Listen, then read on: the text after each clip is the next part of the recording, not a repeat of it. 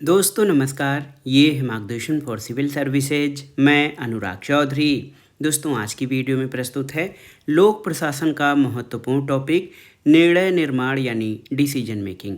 इसमें आप जानेंगे निर्णय यानी डिसीजन का अर्थ क्या है, विद्वानों द्वारा इसकी कौन कौन सी परिभाषाएं दी गई हैं, निर्णय निरूपण में तथ्यात्मक और मूल्यात्मक तत्व कौन से हैं, इसके अलावा निर्णयन में तार्किकता और विवेकशीलता इसका क्या मायने हैं, निर्णय प्रक्रिया के मॉडल कौन कौन से हैं और साथ ही हम इसमें निर्णय के प्रकार और निर्णय के प्रमुख चरणों के बारे में जानेंगे। सामान्य रूप से जानते हैं निर्णय निर्माण या डिसीजन मेकिंग क्या है। तो अगर आपसे कोई पूछता है तो आप आसानी से इसकी परिभाषा इस तरह से दे सकते हैं कि किसी लक्ष्य को प्राप्त करने के लिए उपलब्ध विभिन्न विकल्पों में से सर्वोत्तम का चयन करने की तार्किक प्रक्रिया को निर्णय निर्माण यानी डिसीजन मेकिंग कहते हैं।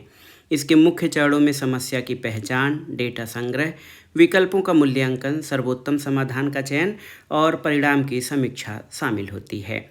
लोक प्रशासन और प्रबंधन में नोबेल पुरस्कार विजेता हर्बर्ट साइमन का निर्णय निर्माण सिद्धांत सबसे प्रमुख है। इसमें सीमित तर्कसंगतता और संतोषजनक दृष्टिकोण ये बहुत ही महत्वपूर्ण चरण होते हैं निर्णय निर्माण को प्रभावी ढंग से क्रियान्वित करने के लिए। तो आइए शुरू करते हैं। दोस्तों मनुष्य के सामाजिक व्यवहार का ही एक विशिष्ट प्रकार प्रशासनिक व्यवहार यानी एडमिनिस्ट्रेटिव बिहेवियर है। प्रशासनिक व्यवहार उन व्यक्तियों और समूह के व्यवहार को कहते हैं जो कि प्रशासनिक संगठनों में औपचारिक अथवा अनौपचारिक रूप से कार्य करते हैं। विभिन्न वैज्ञानिकों ने मनुष्य के प्रशासनिक व्यवहार का वैज्ञानिक अध्ययन किया है। इसमें Herbert Simon, Robert Merton, Chester Barnard, Peter Blau, Kurt Lewin, Rensis Likert ये विचारक प्रमुख हैं। हर्बर्ट साइमन की पुस्तक है एडमिनिस्ट्रेटिव बिहेवियर। दोस्तों बहुत ही महत्वपूर्ण पुस्तक है, पूछा भी जाता है। हर्बर्ट साइमन की पुस्तक एडमिनिस्ट्रेटिव बिहेवियर जो 1947 में प्रकाशित हुई, इसमें इस विषय का वैज्ञानिक विश्लेषण किया गया है। उन्होंने प्रशासनिक व्यवहार के अध्ययन को वैज्ञानिक बनाने के लिए निर्णयन या निर्णय निर्माण यानी डिसीजन मेकिंग को प्रमुख इकाई माना है। निर्णय या विनिश्चयन के अध्ययन के द्वारा उन्होंने प्रशासन को नवीन तकनीक, शब्दावली और दृष्टिकोण प्रदान किया है, याद रखिएगा। दोस्तों सामान्य रूप से अगर जो देखिए तो मनुष्य का जो व्यवहार है वो लगातार लिए जाने वाले निर्णयों की श्रृंखला या चेन होता है। जहाँ व्यवहार एक बृहद इकाई होता है वहीं निर्णय उसकी सूक्ष्म इकाई होती है। लगातार लिए गए निर्णयों की श्रृंखला से ही व्यवहार बनता है और साइमन के अनुसार निर्णय निर्माण संगठन में सभी स्तरों पर व्याप्त होता है। इसलिए उन्होंने संगठन को निर्णयनकर्ताओं यानी डिसीजन मेकर्स की एक श्रृंखला के रूप में देखा है। साइमन ने प्रशासन और निर्णय निरूपण के मध्य समानता बताई है क्योंकि वास्तव में प्रशासन का प्रत्येक पहलू ये निर्णय निर्माण के इर्द गिर्द घूमता है। सामान्य रूप से अगर देखें तो साइमन के अनुसार निर्णय लेने का कार्य सामान्य नीति निर्धारण के कार्य तक सीमित नहीं होता है, बल्कि वो संगठन के प्रत्येक स्तर पर और प्रत्येक भाग तक व्याप्त रहता है।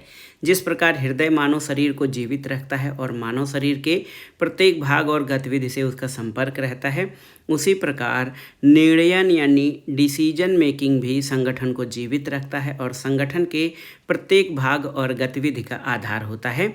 इसलिए साइमन ने निर्णय की प्रशासनिक क्रियाकलापों का केंद्र भाग यानी कोर ऑफ एडमिनिस्ट्रेटिव एक्टिविटीज कहा है।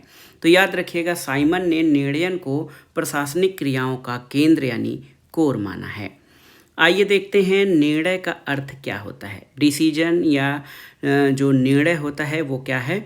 तो सामान्यतः निर्णय का आशय निर्धारित लक्ष्य की प्राप्ति के लिए उपलब्ध विकल्पों में से सर्वश्रेष्ठ विकल्प चयन करना होता है। अपनी प्रकृति में मूलतः समस्या समाधान करने वाला ये होता है और निर्णय से संबंधित कुछ प्रमुख परिभाषाएं वो इस प्रकार से हैं। आइए देखते हैं निर्णय की कौन कौन सी परिभाषाएं विचारकों के द्वारा दी गई हैं। वेबस्टर शब्दकोश जो कि बहुत ही महत्वपूर्ण डिक्शनरी है, इसके अनुसार निर्णय लेने से आशय अपने मस्तिष्क में सम्मति अथवा कार्रवाई के तरीके निर्धारण से होता है। जॉर्ज टेरी एक विचारक हैं, वो कहते हैं निर्णय दो या अधिक संभावित विकल्पों में से एक व्यवहारिक विकल्प को चुनना है। चेस्टर बर्नार्ड के अनुसार निर्णय मुख्यतः विकल्पों को सीमित करने की तकनीक है। और इसी तरह मैकफरलैंड के अनुसार निर्णय लेना चयन यानी चॉइस की एक क्रिया है, जिसमें कोई प्रबंधक किसी विशिष्ट प्रक्रिया में एक निर्णय पर पहुंचता है कि क्या किया जाना चाहिए। निर्णय या डिसीजन किसी व्यवहार का प्रतिनिधित्व करता है जिसका चयन अनेक संभव विकल्पों में से किया जाता है। हर्बर्ट साइमन कहते हैं कि यह उपलब्ध वैकल्पिक समाधानों के मध्य से अनुकूलतम तार्किक चयन यानी the optimum rational choice between alternatives course of action, इसको ही हर्बर्ट साइमन ने निर्णय कहा है। हेमेन के अनुसार निर्णय निर्धारित की गई एक ऐसी स्थिति है जो कार्य के वास्तविक रूप में संपन्न होने से पहले आती है और ये प्रबंधक के द्वारा लिया गया एक निष्कर्ष है कि उसको और दूसरों को उसके बाद क्या करना चाहिए। आइए देखते हैं निर्णय के लक्षण कौन से होते हैं, इसको आपको याद रखना पड़ेगा। पहला लक्षण है सामान्यतः ये तर्कपूर्ण और पर्याप्त विचार विमर्श के पश्चात ही निर्णय लिए जाते हैं। निर्णय प्रक्रिया में किसी कार्य को करने के अनेक विकल्पों में से जो सर्वोत्तम या सर्वश्रेष्ठ विकल्प होता है उसका चयन किया जाता है। निर्णय संगठनात्मक उद्देश्यों की प्राप्ति के लिए किए जाते हैं। निर्णय वास्तविक तथ्यात्मक स्थितियों के समरूप होते हैं और निर्णय नकारात्मक भी हो सकते हैं, यानी निर्णय न करना भी एक निर्णय है। निर्णय स्वयं में एक लक्ष्य नहीं है, ये अंतिम लक्ष्य की प्राप्ति का एक साधन है। इसके अलावा निर्णय में समय तत्व का विशेष महत्व रहता है। जो निर्णय आज सही प्रतीत होता है वो कल गलत हो सकता है, अथवा जो निर्णय आज कठोर लगता है वो भविष्य में अच्छा सिद्ध हो सकता है। इसी प्रकार वर्तमान में किसी निर्णय को कर लेने के पश्चात भविष्य में अन्य विकल्प चयन सीमित हो जाता है। और आप देखिए कि निर्णय जो है नियोजन का बहुत ही महत्वपूर्ण अंग है। बहुत ही महत्वपूर्ण दोस्तों, निर्णय जो है आप देख सकते हैं कि निर्णय नियोजन यानी प्लानिंग का महत्वपूर्ण भाग होता है, यानी नियोजन की समस्त प्रक्रिया निर्णयन यानी डिसीजन मेकिंग पर आधारित है। अब आइए देखते हैं निर्णय निरूपण में तथ्यात्मक यानी फैक्चुअल और मूल्यात्मक यानी वैल्यू के तत्व क्या क्या होते हैं। तो हर्बर्ट साइमन कहते हैं प्रत्येक निर्णय में दो प्रकार के तत्व निहित होते हैं जिनको तथ्यात्मक और मूल्यात्मक तत्व कहा जाता है। ये निर्णय के आधार होते हैं। प्रशासक यानी एडमिनिस्ट्रेटर द्वारा जो भी निर्णय लिए जाते हैं वे कुछ आधारभूत तथ्यों और सूचनाओं पर आधारित होते हैं। तथ्य और मूल्य प्रशासनिक नीतिगत निर्णयों में अंतर को स्पष्ट करते हैं। प्रशासनिक निर्णय कार्यक्रमात्मक निर्णयों को कहा जाता है। ये निर्णय दिन प्रतिदिन के कार्य संचालन से संबंधित होते हैं और ये निर्णय तथ्यों पर आधारित होते हैं। तथ्यों का परीक्षण किया जा सकता है कि वे सही हैं या गलत। नीतिगत निर्णय प्रशासकीय नीति को प्रतिबिंबित करने वाले होते हैं, यानी नीतिगत निर्णय ये निर्णय मूल्यों से अधिक प्रभावित होते हैं और प्रत्येक संगठन के अपने मूल्य होते हैं जिन्हें प्रशासन बनाए रखता है। तथ्य किसी वास्तविक स्थिति के बारे में किया गया कथन है जो क्या है को स्पष्ट करता है, जबकि मूल्य किसी प्रति प्राथमिकता क्रम को अभिव्यक्त करते हैं और अच्छा अथवा बुरा आदि प्रतीक बातों से जुड़े होते हैं। साइमन निर्णय को इन तथ्यात्मक और मूल्यात्मक तत्वों का ही योग मानते हैं। तो देखिए हर्बर्ट साइमन ने तथ्यों का जो है तथ्य और मूल्यों के आधार पर निर्णय निरूपण को समझने या समझाने का प्रयास किया है। आइए देखते हैं निर्णयन में तार्किकता या विवेकशीलता रेशनैलिटी क्या होती है। तो साइमन ने निर्णय निर्माण प्रक्रिया में तार्किक या विवेकशीलता पर अत्यधिक बल दिया है। ये तार्किकता को साधन साध्य की मदद से समझाते हैं। साइमन के अनुसार एक निर्णय उस स्थिति में तार्किक विवेकपूर्ण कहा जा सकता है जबकि वांछित लक्ष्यों की प्राप्ति के लिए उपयुक्त साधनों का चयन किया जाए। साधन यानी मीन शब्द यानी कार्यात्मक उद्देश्य उस स्थिति या अवस्था को इंगित करता है जो उद्देश्यों की श्रृंखला में बाद में आती है। चाहे गए उद्देश्य तक पहुंचने के लिए यदि उपर्युक्त साधन अपनाए जाए तो निर्णय तार्किक होता है। फिर भी तार्किकता के इस साधारण परीक्षण में अनेक कठिनाइयां भी आती हैं क्योंकि साधनों को साध्य से अलग करना मुश्किल होता है। वर्तमान में जो साध्य दिखाई देता है वो किसी भविष्यगत साध्य का साधन हो सकता है। तो इसको ही साध्य साधन श्रृंखला या क्रमिकता कहा गया है। साइमन का कहना है कि साधन साध्य की क्रमिकता यदाकदा ही एकीकृत और पूरी तरह से जुड़ी हुई श्रृंखला होती है। अक्सर संगठन की गतिविधियां और उद्देश्यों के बीच परस्पर संबंध स्पष्ट नहीं होते, या उद्देश्य पूरी तरह से तय किए हुए नहीं होते, या उद्देश्य को प्राप्त करने के लिए चुने गए साधनों में अंतर्विरोध और आंतरिक द्वंद्व होता है। इसलिए साधन साध्य विश्लेषण करते समय कुछ बातों पर ध्यान देना जरूरी है। पहला कि विशेष व्यवहार के विकल्पों के चयन से जो साध्य प्राप्त किए जाते हैं, यानी जो लक्ष्य प्राप्त किए जाते हैं, वे प्रायः अपूर्ण और असत्य प्रतीत होते हैं। इसके अलावा आप देखिए, इसके अलावा वास्तविक परिस्थितियों में साधनों को साध्य से पूरी तरह अलग करना असंभव है। दूसरा, साध्य साधन तकनीक के कारण निर्णय निर्माण प्रक्रिया में समय तत्व की भूमिका धुंधली हो जाती है, ये साइमन का कहना है। साइमन निर्णय प्रक्रिया में तार्किकता या विवेकशीलता के कुछ प्रकारों का उल्लेख करते हैं। पहला तो है ऑब्जेक्टिव रेशनैलिटी, यानी वस्तुनिष्ठ विवेकशीलता। वस्तुनिष्ठ विवेकशीलता उस समय मानी जाती है, आप देखिए, जब एक निश्चित स्थिति में निश्चित मूल्यों को अधिकतम करने का प्रयास किया जाता है। किसी व्यक्ति द्वारा सिर दर्द होने पर अपने संपूर्ण ज्ञान से ये मानते हुए कि ये सिर दर्द की दवा है, किसी सिर दर्द की दवा का ही लेना वस्तुनिष्ठ विवेकशीलता का उदाहरण है। दूसरा व्यक्तिनिष्ठ विवेकशीलता यानी सब्जेक्टिव रेशनैलिटी है। तो जब व्यक्ति अपने वास्तविक ज्ञान की तुलना में उपलब्धि को अधिकतम करता है तो वो व्यक्तिनिष्ठ विवेकशीलता कहलाती है। किसी व्यक्ति द्वारा अपने संपूर्ण ज्ञान से ये बात सही मानते हुए कि कोई दवा सिर दर्द की दवा है, उसे खा लेना जबकि वो दवाई सिर दर्द की नहीं है, व्यक्तिनिष्ठ विवेकशीलता का उदाहरण है। और तीसरा कॉन्शस रेशनल होता है, कॉन्शसली रेशनल यानी सचेतन विवेकशीलता। तो इसमें साधन और साध्य का समायोजन एक सचेतन प्रक्रिया के रूप में किया जाता है। संकल्पित या जानबूझकर की गई विवेकशीलता क्या है? तो डेलिबरेटली रेशनल, इसमें प्रशासक द्वारा जानबूझकर या विवेकपूर्ण तरीके से साधन और साध्यों में उच्च स्तर तक सामंजस्य स्थापित किया जाता है। इसी तरह संगठनात्मक विवेकशीलता, एक निर्णय उस समय संगठनात्मक रूप से विवेकशील हो सकता है जबकि वो संगठन के लक्ष्यों की ओर उन्मुख हो। दो सेनाओं के मध्य युद्ध की स्थिति में अपने बंकर से बाहर निकलकर अपनी जान खतरे में डालकर दुश्मन पर आक्रमण करना संगठनात्मक विवेकशीलता का उदाहरण है। व्यक्तिगत विवेकशीलता, तो जब एक निर्णय व्यक्तिगत उद्देश्यों और लक्ष्यों को प्राप्त करने में अधिक सहायक होता है तो वो व्यक्तिगत विवेकशीलता कहलाती है। दो सेनाओं के मध्य युद्ध की स्थिति में बंकर में बैठकर सुरक्षित रहते हुए युद्ध करने वाले का निर्णय व्यक्तिगत विवेकशीलता का उदाहरण है। तो आप देख सकते हैं कि साइमन ने किस प्रकार से निर्णय निरूपण में तथ्यात्मक और मूल्यात्मक तत्वों के साथ निर्णयन में तार्किकता और विवेकशीलता को जो है शामिल किया है। आइए देखते हैं निर्णय प्रक्रिया के मॉडल या प्रतिमान कौन कौन से हैं। तो पहला मॉडल है तार्किक, शास्त्रीय या आर्थिक मानव मॉडल। निर्णय प्रक्रिया से संबंधित ये तार्किक मॉडल दो मूल अवधारणाओं पर आधारित है। पहला ये कि मनुष्य अपने व्यवहार में तार्किक यानी रेशनल होता है और वो अपने लाभों को अधिकतम करने का प्रयास करता है। देखिए, बहुत ही महत्वपूर्ण है दोस्तों। देखिए, इसमें क्या है कि यह मॉडल जो तार्किक मॉडल है, ये मॉडल ये मानकर चलता है कि मनुष्य एक तार्किक प्राणी है। वो समस्त उपलब्ध विकल्पों की एक योजनाबद्ध और व्यवस्थित क्रम में खोज करता है। प्रत्येक विकल्प और उसके परिणामों पर विचार करता है, विकल्पों की तुलना करता है, उन्हें एक निष्पक्ष मानदंड के आधार पर क्रम में जमाता है और अंत में सर्वश्रेष्ठ विकल्प का चयन कर लेता है। इसे ही निर्णय प्रक्रिया का शास्त्रीय मॉडल या रेशनल मॉडल कहते हैं, क्योंकि ये व्यक्ति द्वारा अपने लाभ को अधिकतम करने की अवधारणा पर आधारित है, इसलिए इसे आर्थिक मानव मॉडल या इकोनॉमिक मैन मॉडल भी कहा जाता है। इस मॉडल की एक प्रमुख कमी ये है कि इसकी आधारभूत मान्यताएं गलत हैं।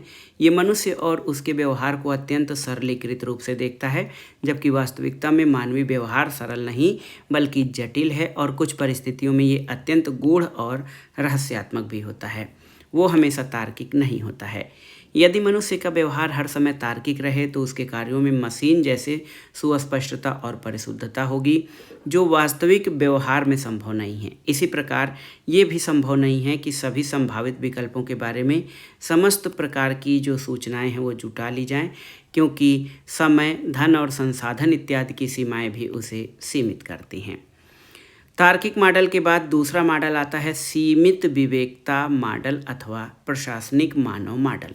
तो हर्बर्ट साइमन ने निर्णय प्रक्रिया से संबंधित सीमित विवेकता का सिद्धांत दिया है। साइमन ने कहा है कि प्रशासनिक व्यवहार में पूर्ण तार्किकता संभव नहीं है। ये तो हम सभी जानते हैं कि प्रशासनिक व्यवहार में पूर्ण तार्किकता संभव नहीं है, क्योंकि मानव का जो मस्तिष्क है वो सीमित होता है, वो अपने व्यवहार में 100% विवेकपूर्ण नहीं होता है।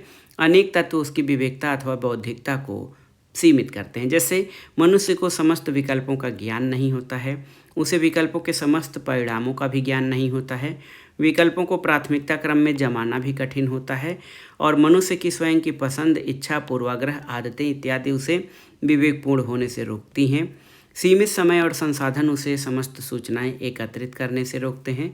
संगठनात्मक तत्व भी हैं, जैसे प्रक्रियाएं, नियम, उपनियम, संचार माध्यम आदि विवेकपूर्ण निर्णय में बाधक हो सकते हैं। पर्यावरणीय और बाह्य तत्व उसकी विवेकता में बाधक होते हैं, और संगठनात्मक उद्देश्यों का निरंतर परिवर्तित होते रहना भी पूर्ण तार्किकता या विवेकशीलता में बाधक होता है। तो ये सभी तत्व मनुष्य को निर्णय प्रक्रिया में विवेकीकरण से परे या दूर ले जाते हैं, और वो सर्वश्रेष्ठ निर्णय या 100% सही निर्णय के स्थान पर केवल सेटिस्फाइंग डिसीजन या संतुष्टिकारक निर्णय ही कर पाता है। संतुष्टिकारक निर्णय जो 100% सही नहीं होता है, किंतु उपलब्ध जानकारी और परिस्थितियों में संतोषजनक अथवा पर्याप्त अच्छा होता है। साइमन ने इसे प्रशासकीय मानव मॉडल का नाम दिया है। जो तार्किक और विवेकशीलता पर आधारित है उसको आर्थिक मानव मॉडल कहा गया है, और जो आप देखिए कि ये मॉडल जो मॉडल सीमित विवेकता पर आधारित है उसे प्रशासकीय मानव मॉडल कहा गया है। यहाँ पर प्रशासकीय मानव के दोस्तों जो आप देखिए प्रशासकीय मानव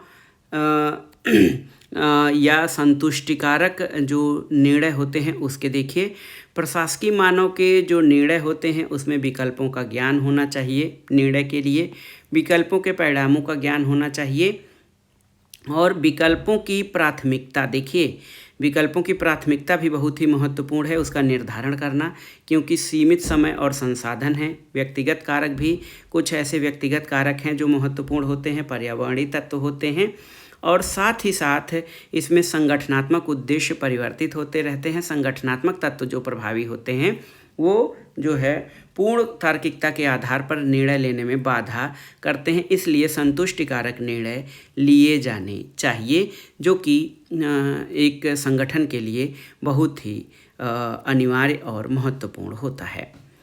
आइए देखते हैं निर्णय के प्रकार कौन कौन से हैं, यानी टाइप्स ऑफ डिसीजन।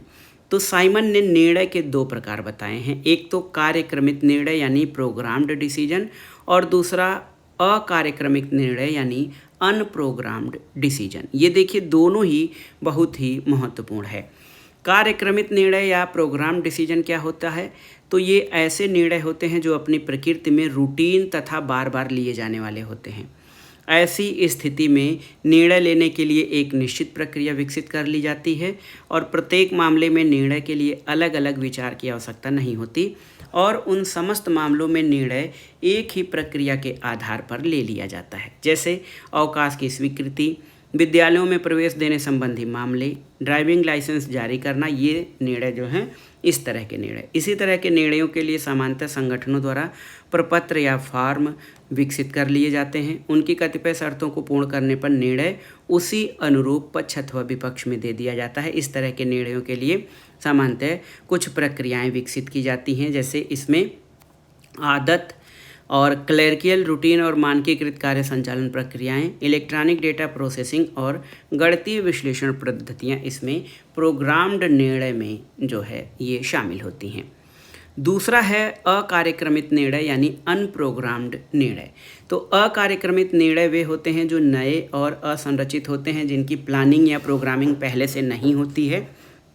ऐसे मामले पर पृथक से विचार किया जाना जरूरी है और इस प्रकार के निर्णयों के संबंध में प्राय कोई पूर्व उदाहरण या पूर्व निर्णय स्पष्ट रूप से उपलब्ध नहीं होता। इस प्रकार के निर्णय नीतिगत होते हैं। इन निर्णयों को सामान्य समस्या समाधान प्रक्रियाओं द्वारा नहीं लिया जा सकता और किसी नवीन योजना की शुरुआत करना, नए विभाग की स्थापना करना या किसी उद्योग का विनिवेशीकरण ऐसे निर्णय हैं जो अनप्रोग्राम्ड डिसीजन की श्रेणी में आते हैं। कार्यक्रमित निर्णय संगठन में निम्न स्तरों पर ही ले लिए जाते हैं और उन्हें शीर्ष अधिकारियों के पास नहीं भेजा जाना चाहिए। संगठन के शीर्ष अधिकारियों का समय महत्वपूर्ण होता है, इसलिए केवल अनप्रोग्राम्ड निर्णय ही शीर्ष अधिकारियों के पास भेजे जाने चाहिए। हेनरी फेयोल ने इसे अपवाद का सिद्धांत या लॉ ऑफ एक्सेप्शन कहा है, यानी रोजमर्रा के मामले या नैतिक प्रकृति के मामले संगठन के निम्न स्तरों पर ही निपटा दिए जाने चाहिए और उन्हें अपवाद स्वरूप ही शीर्ष स्तर पर भेजा जाना चाहिए। ये अवधारणा संगठन में प्रत्यायोजन यानी डेलीगेशन से जुड़ी हुई है। देखिए, इसके अलावा आइए देखते हैं जो निर्णय प्रक्रिया है उसके कौन कौन से चरण यानी स्टेजेज हैं। विभिन्न विचारकों ने निर्णय निर्माण की प्रक्रिया पर विचार किया है और उसके कुछ चरणों को दर्शाया है। साइमन ने निर्णय निर्माण प्रक्रिया के 3 चरण बताए हैं: अन्वेषण गतिविधि यानी इंटेलिजेंस एक्टिविटी, डिजाइन अथवा अभिकल्प एक्टिविटी और तीसरा चॉइस एक्टिविटी। तो अन्वेषण गतिविधि क्या है? अन्वेषण गतिविधि के तहत जो डिसीजन मेकिंग में लगे हुए लोग यानी निर्णयकर्ता होते हैं, सबसे पहले समस्या की पहचान करते हैं, उसे समझते हैं, समस्या के कारणों का विश्लेषण करते हैं, समस्या की गंभीरता और क्षेत्र को पहचानते हैं और समस्या रहित स्थितियों के मध्य अंतर को समझते हैं। इस चरण में वो समस्या को परिभाषित करता है और देखता है कि समस्या में तथ्यात्मक बातें कौन सी हैं और कौन सी जो बातें तथ्यों से जुड़ी हुई नहीं हैं। दूसरा डिजाइन गतिविधि, तो इस स्तर पर निर्णयकर्ता ये देखता है कि समस्या से संबंधित विभिन्न विकल्प या समाधान कौन कौन से हो सकते हैं, उन विकल्पों के परिणाम क्या हो सकते हैं, प्रत्येक विकल्प की व्यवहार्यता की वो जांच करते हैं, उन विकल्पों के परिणामों का विश्लेषण करते हैं और उनकी संभावित स्वीकार्यता को भी देखते हैं। इस स्तर पर वो विकल्पों का प्राथमिकता क्रम भी निर्धारित करता है, उन्हें प्रथम, द्वितीय, तृतीय आदि के रूप में रखता है ताकि परिवर्तित परिस्थितियों के अनुरूप निर्णय लिए जा सकें। ये डिजाइन गतिविधि थी। तीसरा चयन गतिविधि यानी चॉइस एक्टिविटी है। तो इसके अंतर्गत निर्णयकर्ता उपलब्ध विकल्पों में से किसी एक का चयन करता है। सामान्यतः ये वही विकल्प होता है जो उस समय की परिस्थितियों में और उपलब्ध जानकारी और सूचना की दृष्टि से सबसे अच्छा होता है। विकल्पों का चयन करते समय उसके दूरवर्ती परिणामों और निर्णय से उत्पन्न होने वाली भावी निर्णय की संभावनाओं को भी ध्यान में रखा जाना चाहिए। एक विचारक हैं लुंडबर्ग, इन्होंने निर्णय प्रक्रिया के 6 चरण बताए हैं। पहला है समस्या को परिभाषित करना, समझाना और सीमित करना। दूसरा समस्या का मूल्यांकन करना। तीसरा समस्या के मूल्यांकन की कसौटियाँ निर्धारित करना। चौथा सूचना और सामग्री संकलित करना। पांचवा समाधानों के विकल्पों में से एक का चयन करना। छठवां स्वीकृत समाधान का प्रयोग करना। और इसी तरह पीटर ड्रकर ने निर्णय प्रक्रिया के जो चरण बताए हैं उसमें समस्या को परिभाषित करना, समस्या को विश्लेषण करना और वैकल्पिक समाधानों को विकसित करना इसमें शामिल है। इसके अलावा आप देखिए कि श्रेष्ठतम विकल्प का चयन करना और निर्णय को प्रभावशाली क्रिया में परिणत करना, ये ड्रकर के अनुसार निर्णय के विभिन्न चरण हैं। तो निर्णय प्रक्रिया से जो ज्ञान मिलता है वो मनुष्य के व्यवहार को समझने में अत्यंत सहायता प्रदान करता है और इसने मानवीय निर्णयों की अतार्किकता को भी स्पष्ट किया है। इसके अलावा हमें ये भी पता चला है कि श्रेष्ठ निर्णय के लिए विकल्प और उनके परिणामों का अधिकाधिक ज्ञान होना चाहिए, यानी हमारे पास ज़्यादा से ज़्यादा तथ्य होने चाहिए जिससे हम सर्वश्रेष्ठ निर्णय की ओर अग्रसर हो सकें। वर्तमान में कंप्यूटर सूचना प्रौद्योगिकी के प्रयोग ने इसके लिए सुगमता प्रदान की है और अधिकाधिक तथ्यों और सूचनाओं का संग्रहण कर निर्णयन को अधिक सटीक और वैज्ञानिक बनाने में सहयोग किया जा सकता है। निर्णयन को और प्रभावी बनाने के लिए वर्तमान में आर्टिफिशियल इंटेलिजेंस यानी कृत्रिम बुद्धिमत्ता का भी प्रयोग किया जा रहा है। अब आइए निर्णय निर्माण चैप्टर से संबंधित जो अभी तक हमने पढ़ा है उसके महत्वपूर्ण बिंदुओं को देख लेते हैं। तो प्रशासनिक व्यवहार मानव के सामाजिक व्यवहार का ही एक भाग है। निर्णय प्रशासनिक व्यवहार के अध्ययन की लघु इकाई है, क्योंकि संगठन के प्रत्येक स्तर पर और प्रत्येक भाग में निर्णय व्याप्त रहता है और लिया गया निर्णय ही व्यवहार के रूप में प्रकट होता है। हर्बर्ट साइमन ने अपनी पुस्तक एडमिनिस्ट्रेटिव बिहेवियर में निर्णयन का विस्तार से वर्णन किया है। और जैसे ही निर्णयन जो है या निर्णय निर्माण की बात आती है, हम दो विचारकों का नाम लेते हैं, एक तो हर्बर्ट साइमन और दूसरा चेस्टर बर्नार्ड का। निर्णय उपलब्ध विकल्पों में से चयन को कहते हैं। निर्णय संबंधी आर्थिक मानव मॉडल मनुष्य के व्यवहार को पूर्ण तार्किक मानता है और ये मानता है कि वो 100% सही निर्णय लेता है। इसके अलावा दूसरा जो हर्बर्ट साइमन का सीमित विवेकता सिद्धांत है, ये मनुष्य के विवेक को सीमित मानता है और 100% सही निर्णय के स्थान पर व्यवहार में संतुष्टिकारक निर्णय लिए जाने के तथ्य को प्रकट करता है। साइमन ने निर्णय के दो प्रकार बताए हैं, कार्यक्रमित यानी प्रोग्राम्ड निर्णय और अकार्यक्रमित यानी अनप्रोग्राम्ड निर्णय। और हर्बर्ट साइमन ने निर्णय प्रक्रिया के 3 चरण बताए हैं, एक तो अन्वेषण गतिविधि, दूसरा डिजाइन गतिविधि और तीसरा चयन गतिविधि। तो दोस्तों, ये था आज का वीडियो। इसमें आपने लोक प्रशासन के अंतर्गत निर्णय निर्माण सिद्धांत और जो है हर्बर्ट साइमन द्वारा दिए गए निर्णय निर्माण संबंधी जो भी मॉडल हैं, उनका जो विश्लेषण है इस टॉपिक से संबंधित, उसको आपने पढ़ा। ये वीडियो आपके आगामी विभिन्न परीक्षाओं जैसे स्नातक, परास्नातक और प्रतियोगी परीक्षाओं के लिए बेहद उपयोगी हैं। आप इनको अच्छे से तैयार कर लीजिएगा। ये वीडियो आपको कैसा लगा हमें कमेंट बॉक्स में ज़रूर बताइएगा। वीडियो को लाइक करें, शेयर करें और इस चैनल मार्गदर्शन फॉर सिविल सर्विसेज को सब्सक्राइब करें। वीडियो देखने के लिए धन्यवाद। नमस्कार।